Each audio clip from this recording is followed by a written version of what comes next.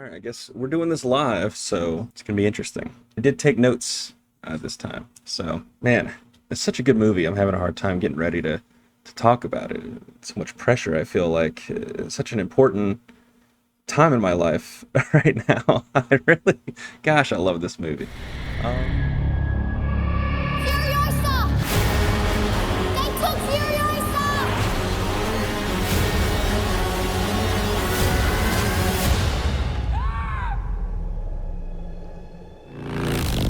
As a child, my world was forever changed. My mother was magnificent, and he took it all from me. My childhood, my mother. I want them back. I want them back. Hello, welcome. My name's Lee, and today I'm going to be reviewing Furiosa. Is this a movie that is going to ride all the way into Valhalla like Fury Road, or is this a movie that deserves to be left on the side of the road, burning in the wasteland? I'll let you guys know right after I play this clip.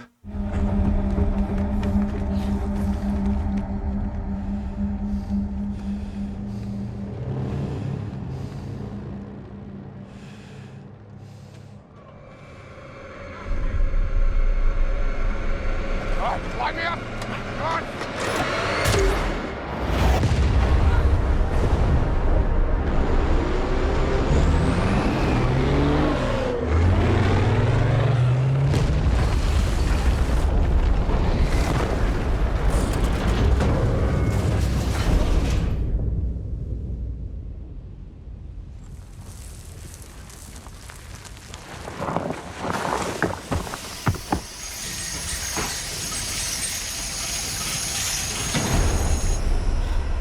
Well, so that was a clip from Furiosa, a Mad Max Saga. And, I think while we were watching that clip and while I was playing some of the trailers for the stream, I gotta say, I think one of the most depressing things for me right now is now that I've seen the movie, I realize I'm not gonna get to see those trailers on the big screen anymore. Like, I'm not even gonna lie, it's kind of, maybe this is embarrassing to admit, but would get teared like the first time I saw that trailer in theaters, because I didn't watch it online, like the first trailer anyway. I didn't watch it online, and when I watched it in theaters for that first time, I like literally, it was so weird. I don't know if it's just because I'm getting older or what, but I just started like not sobbing or anything, but like my eyes like really welled up. I just like started crying, like I had like teardrops, like those like single teardrops that people do in movies. That's what I got while I was while I was watching that trailer. And every time I see these trailers online, I mean not online, but in the theater, I just kind of get like a little teary-eyed because like holy crap. And to be fair, I don't know if this is going to be George Miller's last movie or not. But if it is, it's one heck of a note to go out on. So, Furiosa, a Mad Max Saga, is the new film from Mastermind George Miller, as it says in the trailer, and it's also it's directed by him and it's written by him and Nick Lathoris, who wrote Fury Road, and it stars Anya Taylor-Joy as Furiosa herself, Chris Hemsworth as, it says, Dr. Dementis, which is funny, Tom Burke as Praetorian Jack, and Alila Brown as young Furiosa. Yeah, so I can go ahead and tell you guys that this movie is awesome. That goes without saying. Let me pull out my notes so I don't get too distracted from what I need to say, but I'm going to go ahead and say this. This movie is absolutely not what you are expecting at all.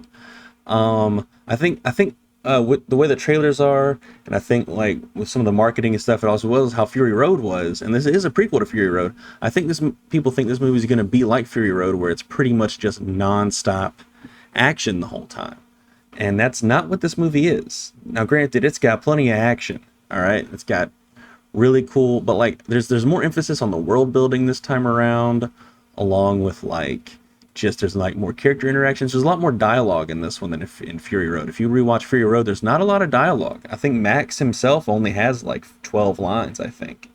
And one of those lines is, "My name is Max." So, doesn't have like too much to work with line reading wise. Now, I think Tom Hardy's spectacular in Fury Road. And that being said, even with this film being so different, it feels so good to be back. George Miller's last film, 3,000 Years of Longing, it just made me go like, man, I love this guy so much. I love his movies. They're always so daggum good. And I like the Mad Max movies in particular. I remember seeing like The Road Warrior on TV a lot when I was a kid, along with Beyond Thunderdome, the one with Tina Turner. And that movie, I think that movie is actually underrated, to be honest. I think that's the most, like, one of the most underrated. I think the first movie is underrated as well. People really talk about Fury Road and The Road Warrior. They kind of forget, like, the first Mad Max is great, and Beyond Thunderdome is also great. Like, none of these movies are bad. Like, they're all fantastic. I think the thing with like Beyond Thunderdome, people, they get like a little confused because it is very like the original Mad Max trilogy. Each one is so different from the other one, and so this one is probably like very similar to Fury Road. It is, especially aesthetically speaking, because it is a prequel, but it's very different at the same time, and that's really commendable. I think from George Miller. I think that's just he could have just hit the same beats again, and it would have been super entertaining regardless. There's a sequence in here we'll get to later that really is reminded me of a lot of the stuff from Fury Road, but like might be better than some of the stuff in there. Maybe not. Maybe it's less practical, but it's so good regardless. I didn't really care.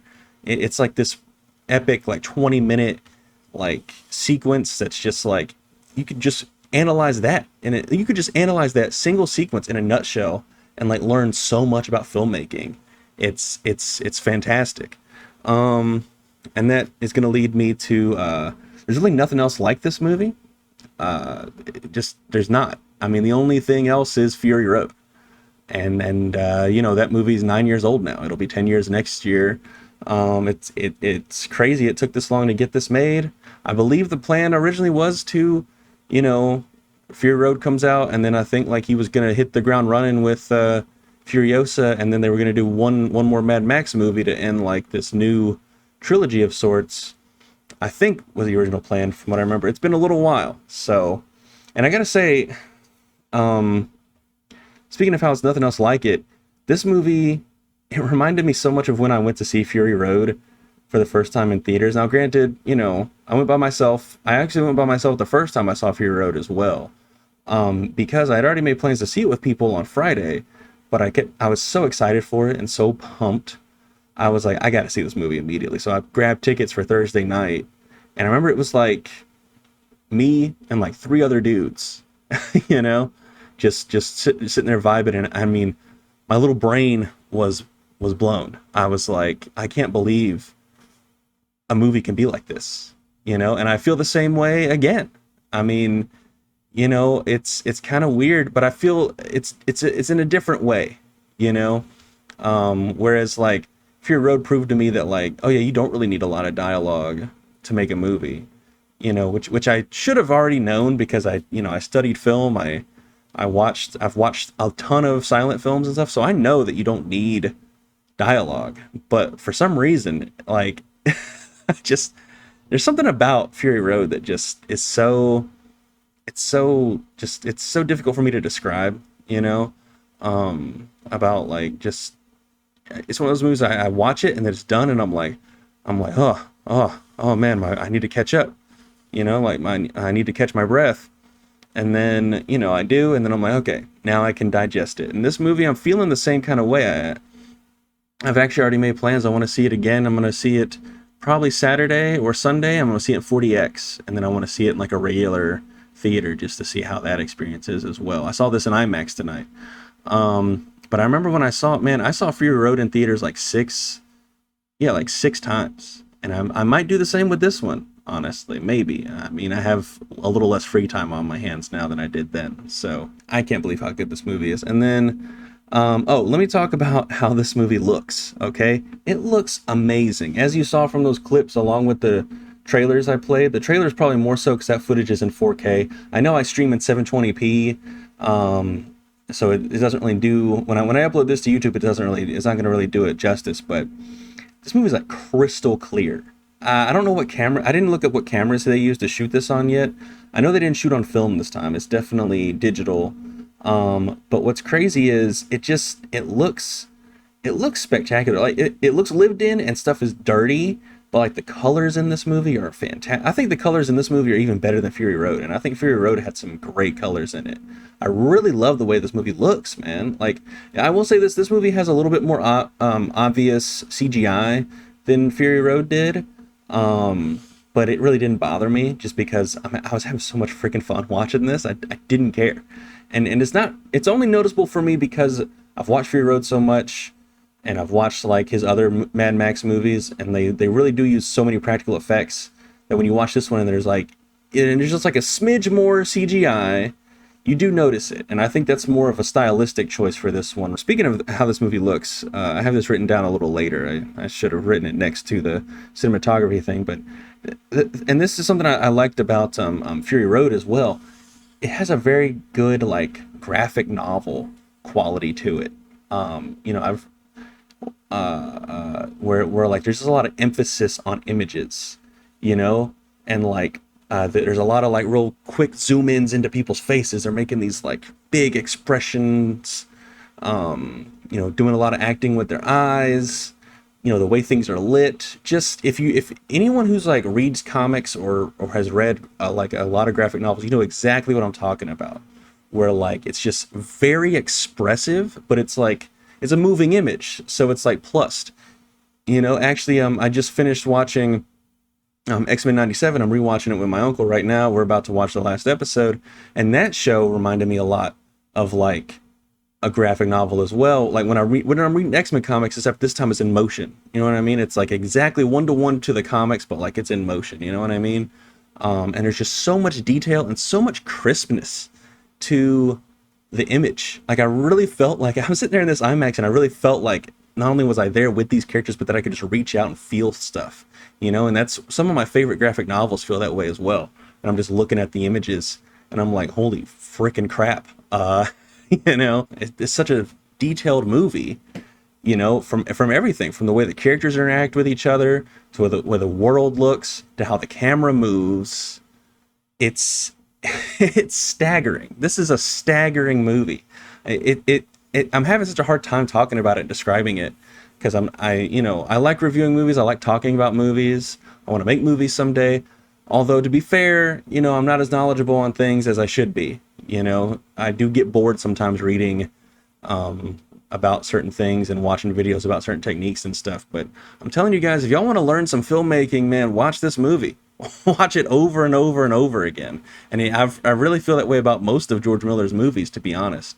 As you can see, I really like this guy. So anyway, it's got top-notch action. It has less action than Fury Road, like I said, because Fury Road really is just like a 2-hour car chase, pretty much. It's it has like a few pit stops here and there. There's a lot of car verbiage going on, but anyway, appropriately, I think. But Fury Road really is like a 2-hour car chase, essentially. He structured the movie that way on purpose. And it has a couple times where they stop and they talk and they gather, and then they go back and do more car chase shenanigans and stuff. It has more to it than that, but that's essentially what that movie is. But this movie's more, right? I think one of the reasons I chose the word saga is because of what that word entails, right? Like a saga is it's not just a story, but it's a large, grand story. And that's what this is. As a matter of fact, they even have this movie broken up into chapters, like which is like different for any Mad Max movie.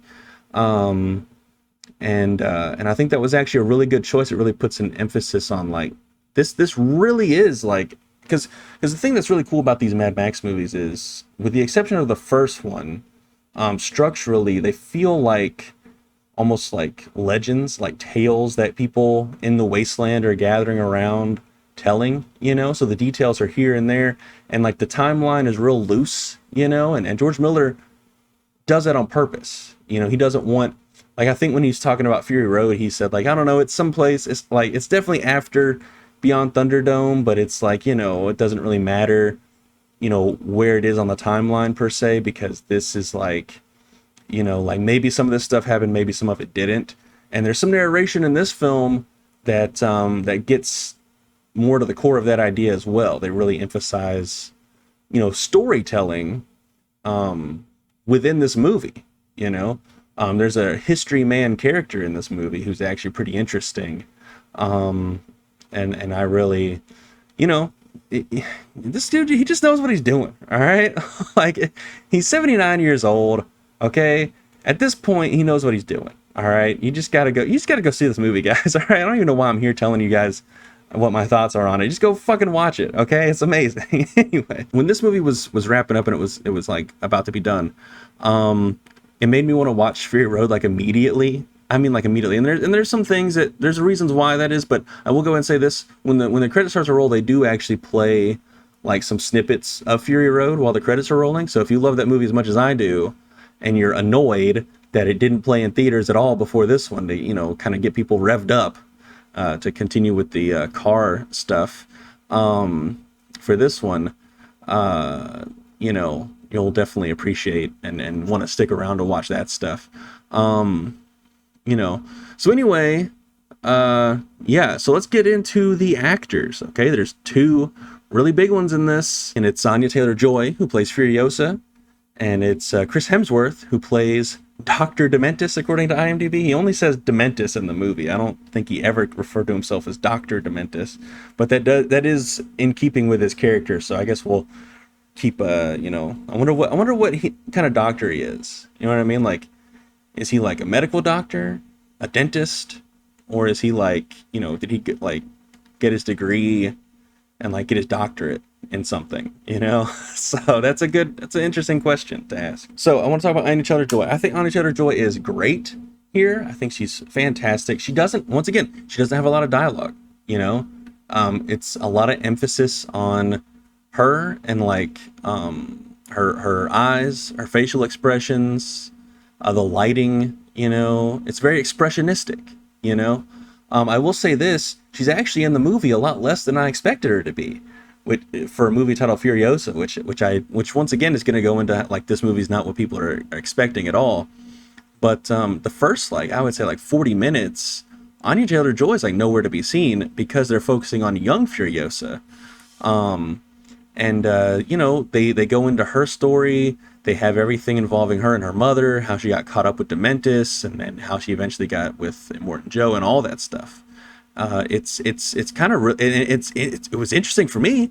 I loved watching this. I was like, I'm glad they're going into all this detail. Sometimes with prequels, you're like, oh my god, I don't care about this. And to be honest with you, I didn't know that I wanted to see this stuff, but I'm glad that I have seen it now. You know what I mean? And that's the thing with this movie, is not what people are expecting, but like, that's good. I think George Miller really delivered the movie that people didn't know that they wanted, and that's what I think good filmmakers and good storytellers always do. You go into, I think a lot of people going into this think that they want like a repeat of Fury Road, like hit those, like, do a victory lap basically. And that's not what this is. This is very much him coming in and being like, all right, I got something new for you guys. We're going to hit some of those same beats. Don't get me wrong.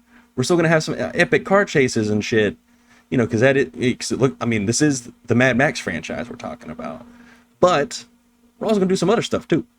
So I really liked that about it. The other one is Chris Hemsworth, who I think is absolutely perfect in this movie. I love his like goofy fake nose that he has. I think that's amazing.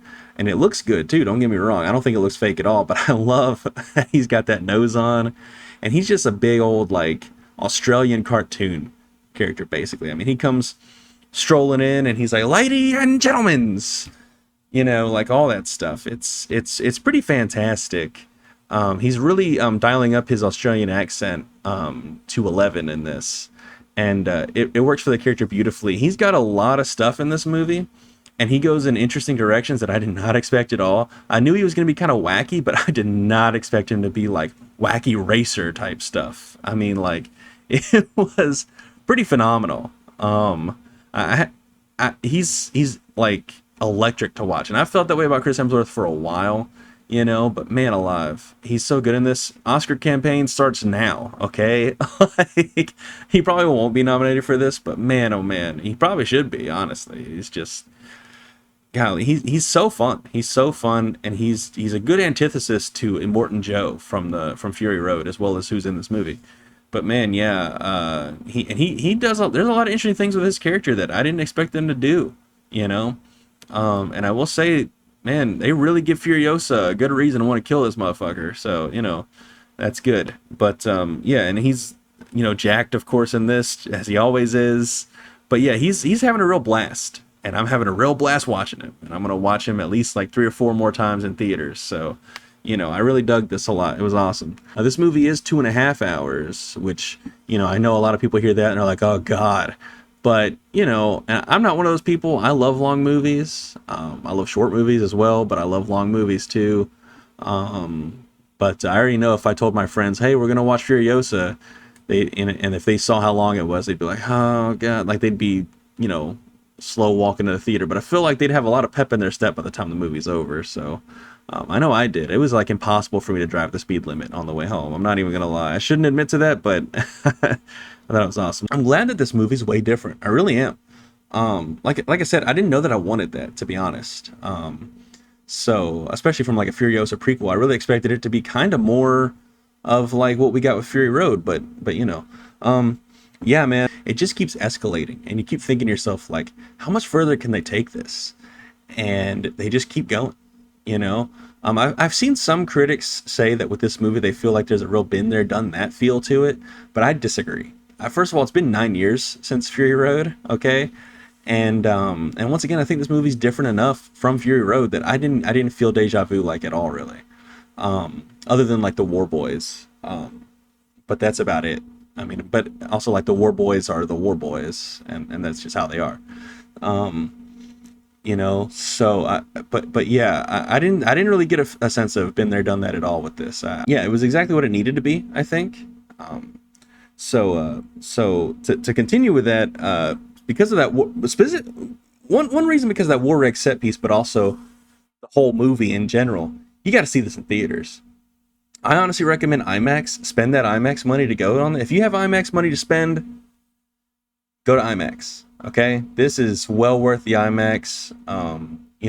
Even more so than the Planet of the Apes. Honestly, I thought Planet of the Apes was a great IMAX watch, but this even more so. This movie, it's got to be. You got to see this on the big screen. If you wait to watch this at home, you will be missing out. Like, straight up. Try to see this with a crowd. It was actually really crowded tonight. I was shocked. This movie might actually surprise people at the box office. It really might this time. So I'm not, like, none of the Mad Max movies ever really perform well at the box office, like super well anyway, not like gangbusters. I wouldn't be surprised if Garfield ends up beating it, but I think this is, I think people are pretty excited for this. You know what I mean? So it could end up overperforming. You never know. I think box office talk is actually kind of boring. I mean, I'm fascinated by it, but like, I'm also bored with it at the same time, if that makes any sense. I don't think box office matters as far as like the quality of the movie or like if you should see it or whatever, right? Like, this whole thing that's been going on lately where like, the Fall Guy bombs, and it's like only been like 2 weeks. I mean, literally the movie's available on digital right now. Like, what the hell? It used to be you had to wait at least like 6 months before you like could get your hands on the movie at home. I think that's not helping things, as far as box office stuff goes. But this movie in particular, I'm telling you right now, if you don't see this in theaters and if you want to watch this movie and you don't watch it in the theater, you're missing out. You're doing yourself a disservice. If you don't want to watch this movie, what's wrong with you? Do you not like fun things? Do you hate your life? You should really see a doctor about that. Maybe see Dr. Dementis in theaters this weekend. If you're wondering if this lives up to the hype or not, for me, it absolutely does. I remember when I saw Fury Road opening weekend or opening night, and like I said, it was only me and like 3 other dudes, and then I saw it like 4 times the rest of the weekend. It was hilarious. I went to see it. This is such a funny story, but for Fury Road, when it came out, I saw it Thursday night. I wasn't supposed to, but I saw it Thursday night, and then I saw it like at 3 p.m. the next day, and then again at like 8 p.m. on the same day. And yeah. And then I saw it like the day after again, and then I saw it the day after that again, and then I saw it the next week, and then I don't remember the other times I watched it, but I've watched it a lot at home as well.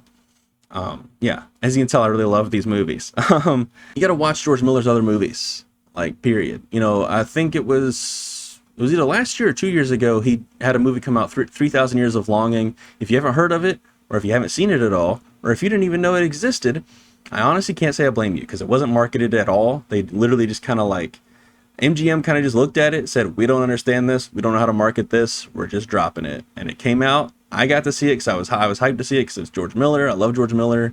His movies have like kind of changed my life in a lot of ways because he's one of those filmmakers where like I watched his movies when I was young and I was like, I love movies. I want to be involved in movies somehow. I want to make movies someday. I did kind of like take a lot of time to finally build up to start doing things that I want to do, but anyway, but anyway, Owen You, 3,000 Years of Longing, you got to see it. It's so good. It stars Idris Elba and Tilda Swinton, and it's a great, like, epic love story, but it's got a lot of cool fantasy elements to it as well.